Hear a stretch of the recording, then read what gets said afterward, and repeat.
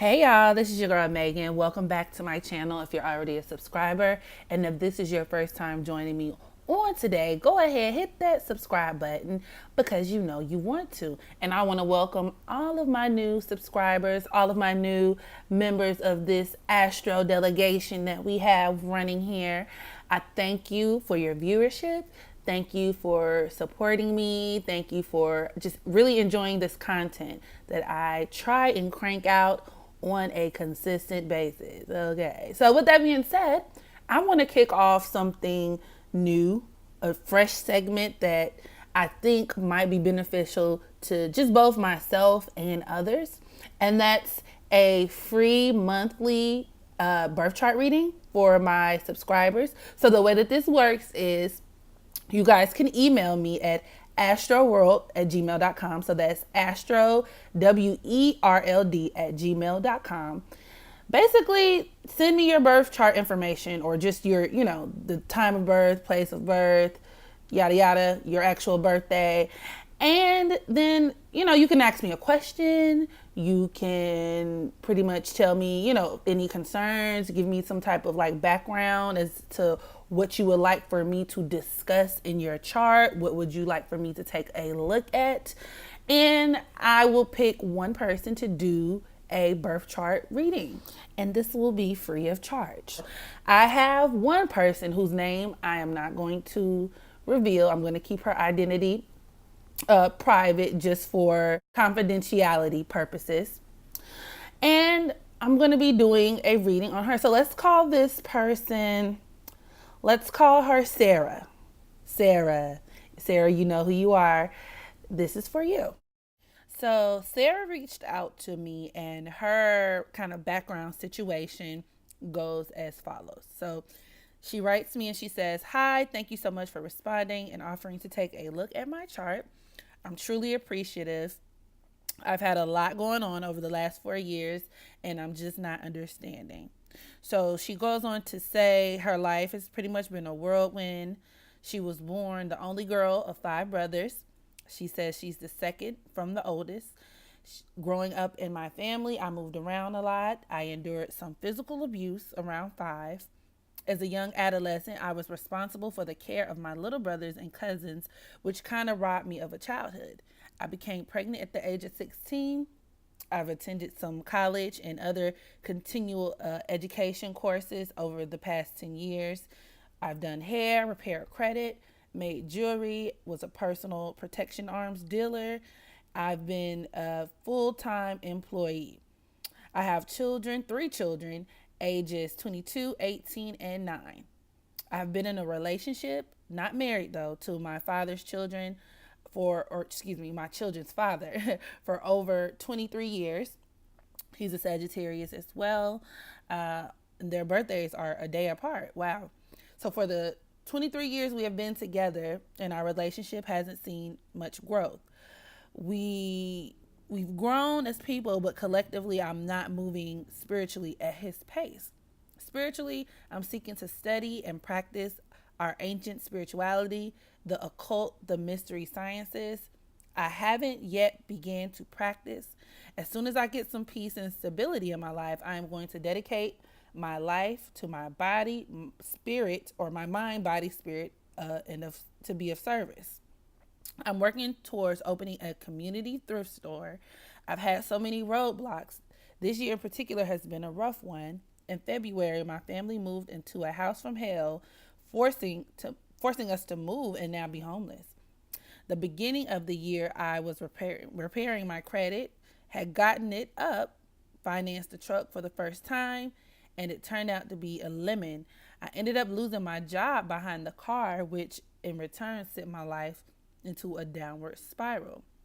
A few years ago, we lived next to a witch. Okay, and now I don't care for our counterpart. However, I was always cordial, and I believe she might have placed something over my family. She called Child Protective Services on me and my spouse, saying that my daughter, who was 12 at the time, was being molested by her father. God. We were sick and disgusted. The case was investigated and promptly closed.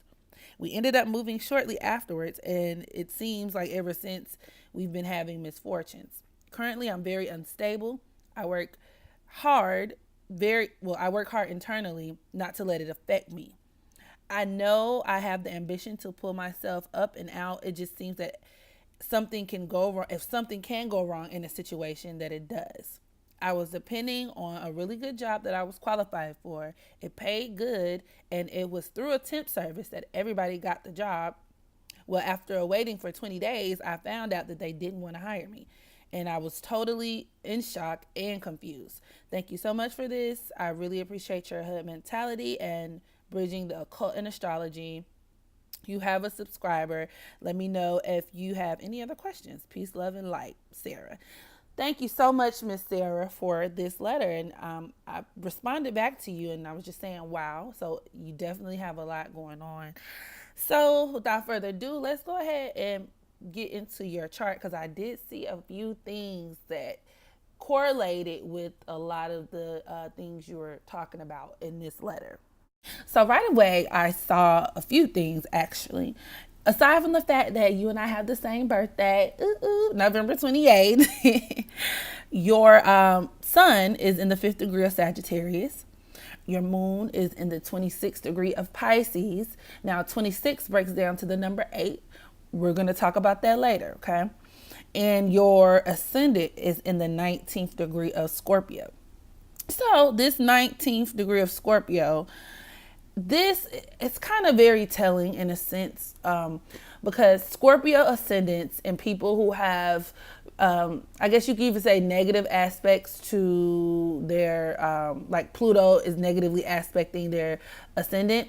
These people tend to attract very karmic situations. So the whole, I guess you could say, like, look at it as the theme of your life story is transformation.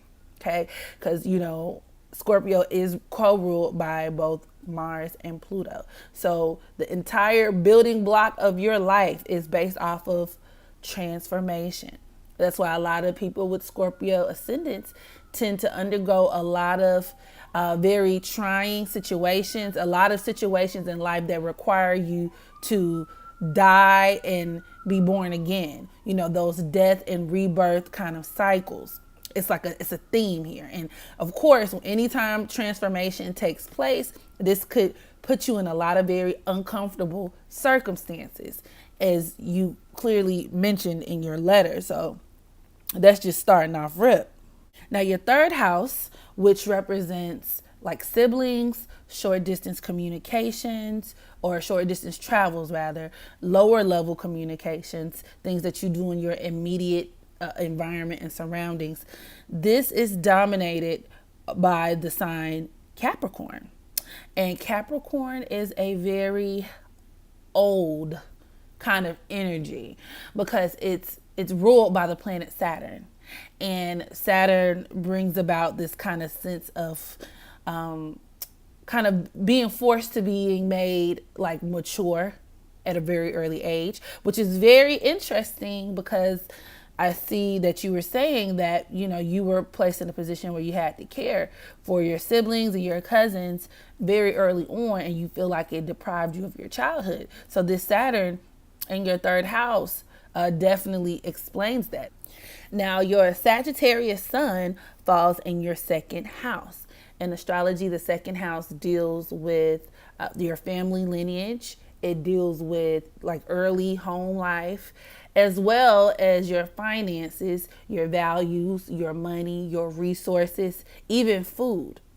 So with that being said, number one, absolutely explains why you guys moved around so much while you were a child. Because I noticed you said you and your family kind of moved around. You didn't really stay put. So this definitely explains that, because Sagittarius is the natural ruler of the 9th house, which governs long distance travels.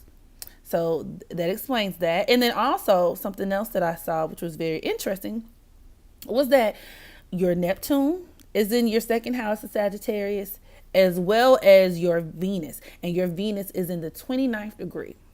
Now, in astrology, the 29th degree is a very critical degree. People call it the crisis degree, the anoretic degree. And basically, it's just a bunch of fancy words for saying like, this is going to bring about a lot of problems. Like, this is going to bring about a lot of bullshit, okay?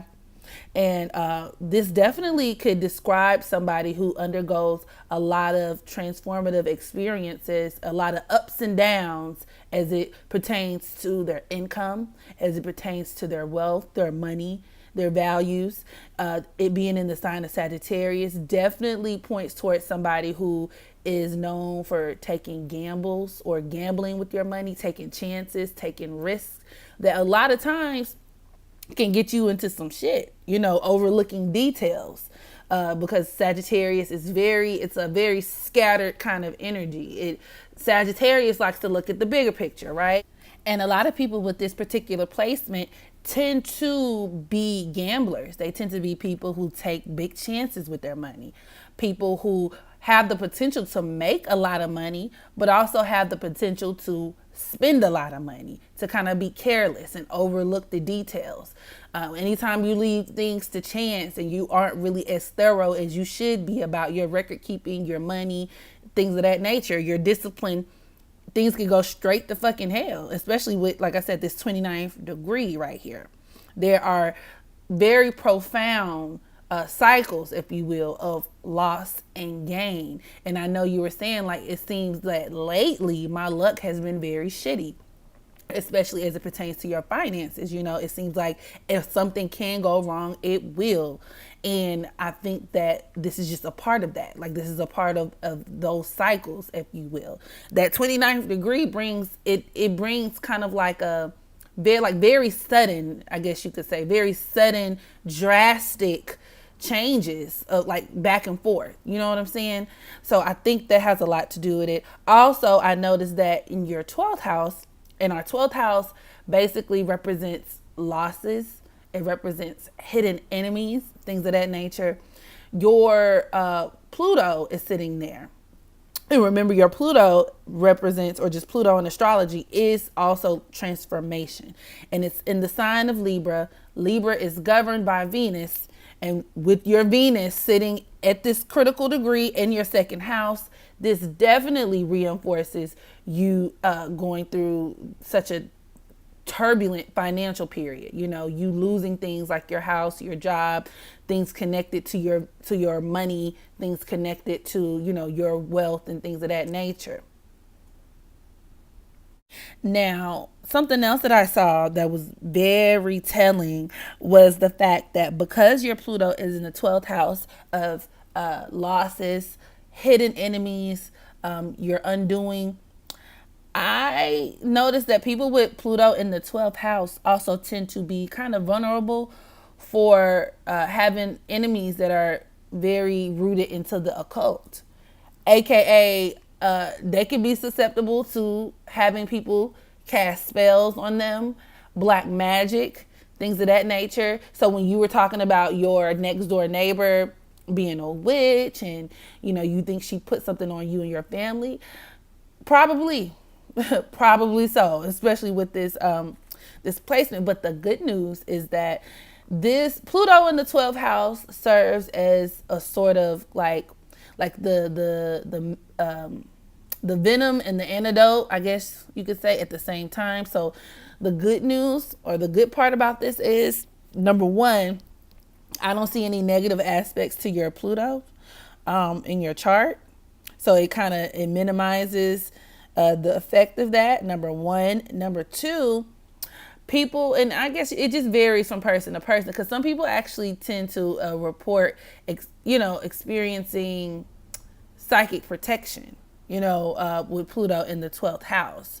So I feel like it could kind of go either way. So I wouldn't put that much stock on this lady, you know what I'm saying, on her magic or whatever it was that she had going on, okay? Because I think in the long run, you'll be okay. But it's important to keep that in mind. And you also have a lot of issues with people, a lot of karmic issues as it pertains to neighbors, friends, family, relationship. And I see that in your chart as well. So that's something to keep in mind moving forward. But we'll get into that. Now, I see that your Mercury is conjoined to your ascendant in Scorpio. And this actually explains your interest in the occult, spirituality. I know you said that you wanted to explore that more and kind of get into your spirituality and practice, different, you said ancient, I think you said ancient, spirituality and things of that nature. So Scorpio is all about taboo. It's all about the occult, and all occult really means is things that are practiced behind closed doors, things that can't really be seen with the naked eye. So you really enjoy doing a lot of investigative kind of knowledge and research in those things. And this is compounded with your 8th house being in the sign of Gemini, because Gemini is ruled by what? Mercury. Mercury conjoined to your your ascendant in Scorpio. So it kind of like they feed into one another. So this definitely, I mean, this could actually suggest you experiencing or manifesting a lot of success in your life by way of, your spirituality and things of that nature. And with Scorpio being co-ruled by Pluto, like I said, that Pluto again in the 12th house, it cuts both ways. So yeah, you could attract enemies who practice black magic, but you're also well versed, or this represents somebody who has a very deep kind of, intrinsic hunger and kind of seeks knowledge and wisdom in these areas of life as well, which, if you ask me, kind of like counteracts the more negative, right? People can't really use anything against you or work against you if you are of the light, if you are knowledgeable, if you have true knowledge of self. You know what I'm saying? And, so I think going through with your spiritual journey, I don't see anything bad coming from that, in my personal opinion. I think that's great. Go for it.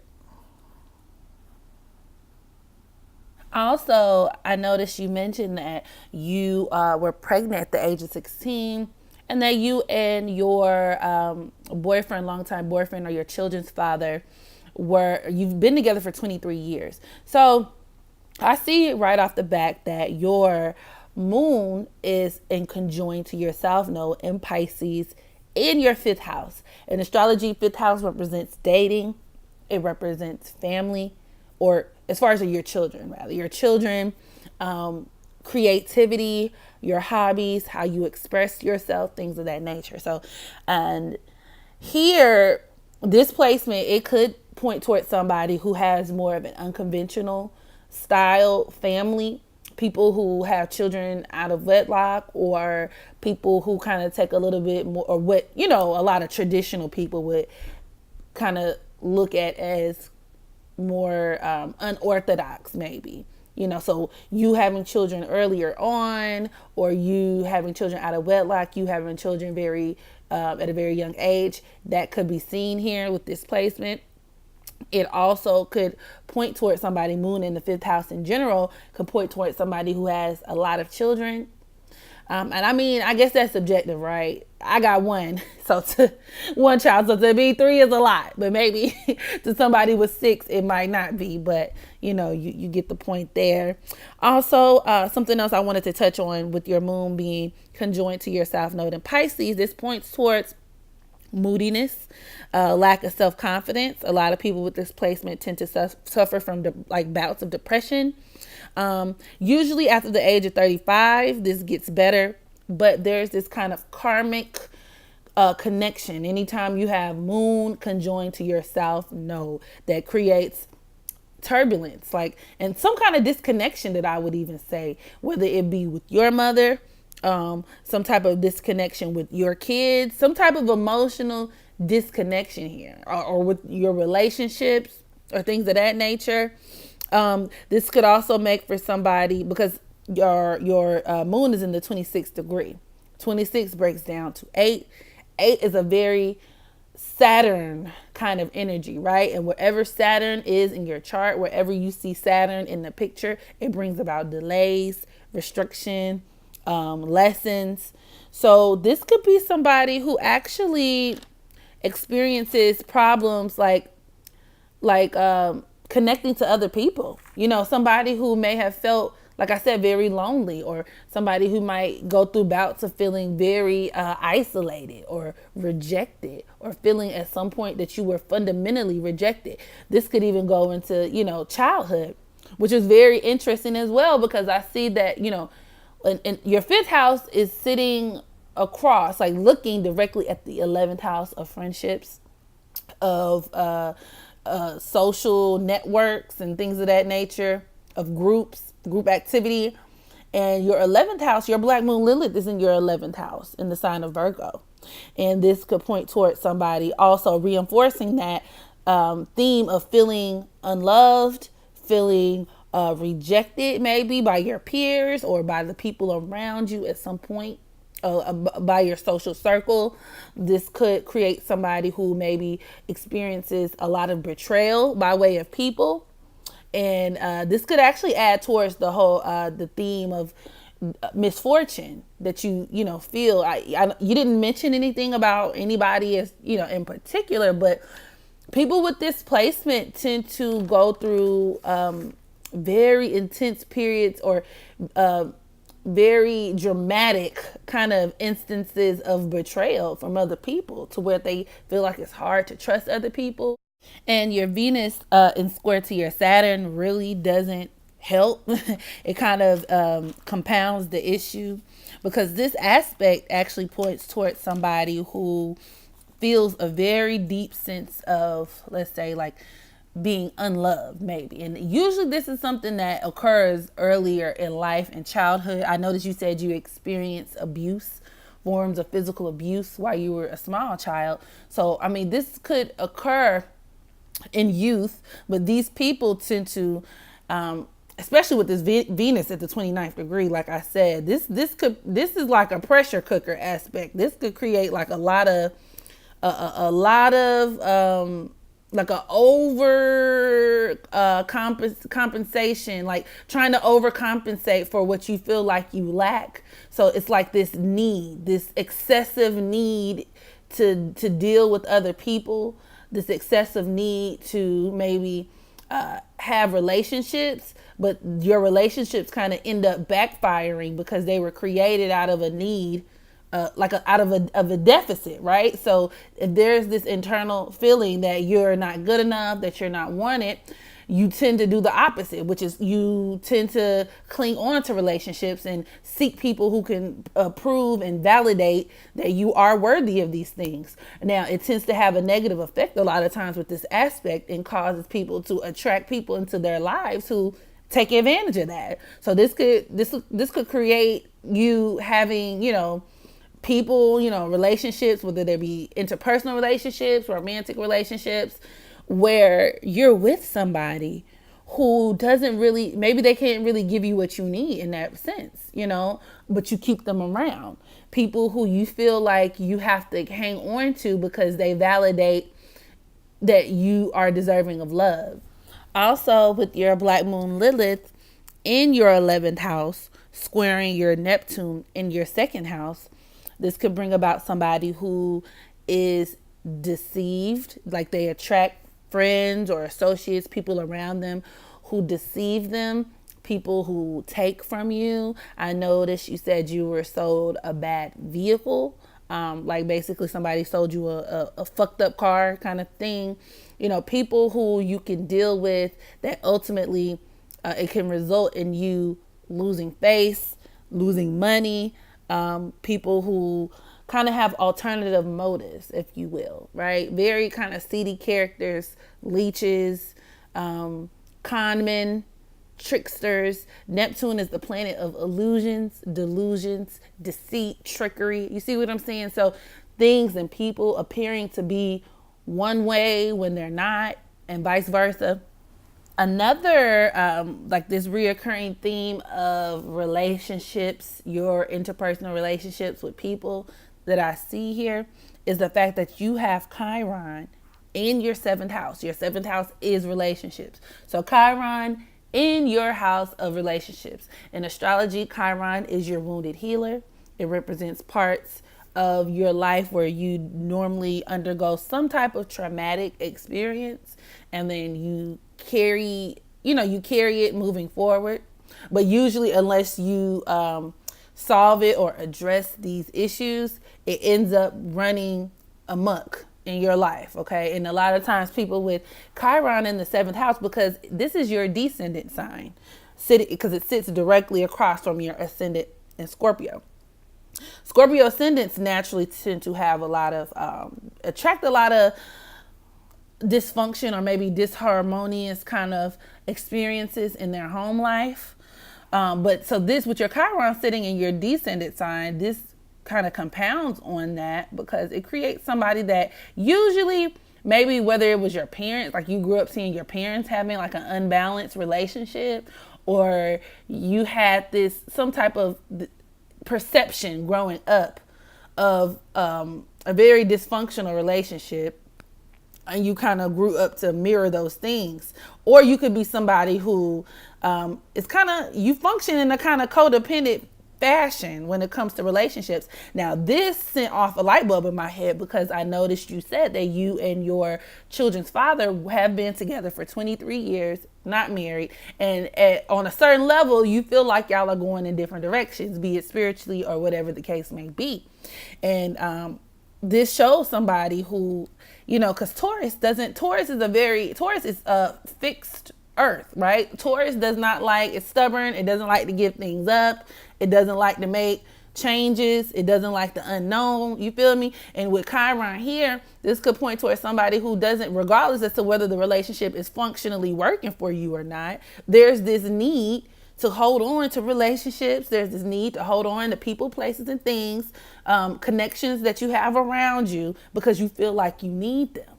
Regardless as to how much they need you, or regardless as to how much it's working, or how healthy it is, or how productive it is, you feel like you need it, and with your Pluto being in the sign of Libra, that's a generational placement, right? So a lot of people who were born, I forget the exact years, but in the 70s, they have, if you were born within a certain period, you have your Pluto in Libra. And this kind of reinforces the fact that in your lifetime, you're going to undergo a lot of transformation in relationships, your relationships with people. So, when I saw this Chiron here in your seventh house, like I said, Taurus, that Venus, right? Taurus is ruled by Venus. And once again, your Venus being in the 29th degree of your house of values, it really does like reinforce this whole theme of like, just very karmic. You running into very karmic relationships with people, very distinct cycles, like I said, of wins, of losses, of gains, of sorrow. But strictly as it pertains to the seventh house, like I said, I think this is a sign of codependency.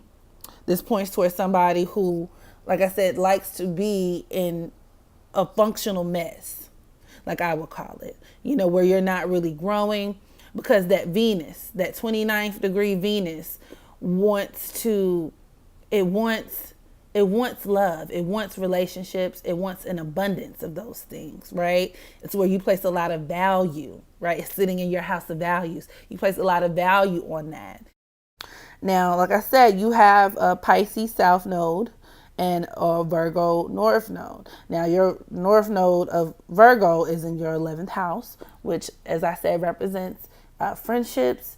It represents your social groups, your peers, but it also represents your ability to make money long term, your ability to kind of create wealth and success long term. So with that being said, I see a couple things here in your 11th house, because your North Node is here, your Jupiter is here, your Saturn is here, your Mars is here. So one can easily deduce, especially with these more malefic planets, Mars and Saturn. Number one, like I said, it reinforces this theme of you like attracting people maybe who don't have your best interest at heart, or maybe there's this difficulty relating to other people, or maybe maintaining long-lasting friendships or something of that nature, or this need for you to kind of cling on to people as a result of feeling like you don't you didn't get enough of that early on.